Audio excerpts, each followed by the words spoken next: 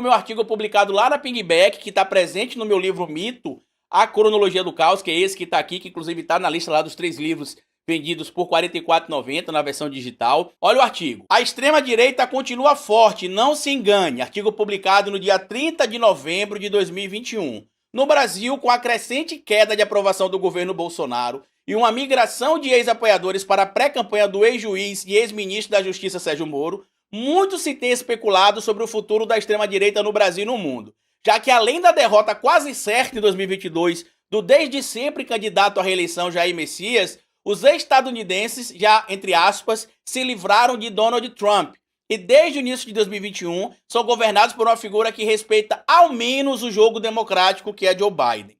A derrota de Trump e a força que o pré-candidato da esquerda Luiz Inácio Lula da Silva tem mostrado nas pesquisas de intenção de votos para o pleito de 2022, quase que sempre faz com que a população que apoia o ex-presidente, que é até então o mais bem avaliado da história da nossa república, imagine que o Messias Bolsonaro brasileiro será derrotado facilmente e com a derrocada dele, a extrema-direita brasileira cairá junto. Todavia, nossos irmãos latino-americanos, em especial chilenos e argentinos, têm demonstrado que se livrar da ameaça que é a extrema-direita não será algo fácil. Se observarmos os exemplos dos nossos irmãos argentinos, Javier Milei, liderança ligada à extrema-direita, foi eleito deputado com cerca de 17% dos votos. No Chile, a situação é ainda mais preocupante, já que neste momento que as eleições seguem para o segundo turno, quem lidera as pesquisas, ao menos em alguns levantamentos, é nada mais nada menos que Antônio Casti, extremista de direita, filho de um ex-oficial do exército nazista de Hitler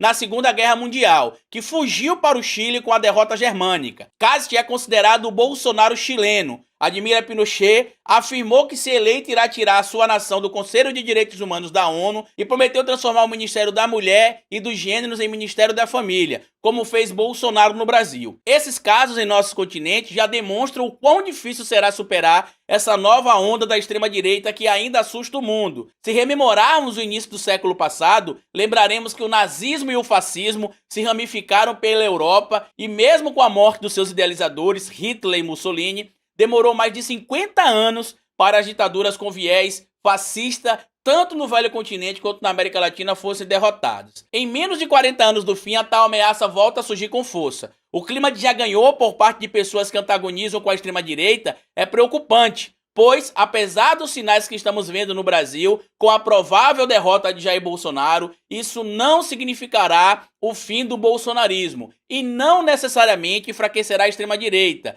Precisamos seguir atentos, denunciando, cobrando, agindo, levando conhecimento e saberes a todos. Só assim se pode vislumbrar um caminho para o início do fim do neofascismo no mundo, ou de certame o fim não será tão próximo. E a eleição do Milei mostra como esse artigo estava correto. Inclusive eu peço até para vocês aí desculpa por alguns erros de português que tem nesse artigo, porque a Pingback tinha na época mudado a maneira de pegar os artigos, eles estavam fazendo autocorreção, mesmo contra a nossa vontade, então algumas palavras ficaram erradas aí, depois eles mudaram a inteligência que eles tinham dentro do próprio sistema deles, e eu acabei não movimentando mais a minha página do Pingback, mas a gente já alertava sobre o risco do Javier Milei. Tanto que agora, em 2023, eu até cheguei a imaginar que parte da população argentina teria visto coisa demais envolvendo o Milei entre o primeiro e o segundo turno, e a vitória dele talvez não fosse tão fácil, talvez ele perdesse a eleição para o Massa. Eu até cheguei a fazer algumas análises assim, entre 4% e 6% de diferença para o Massa, e o resultado foi inverso.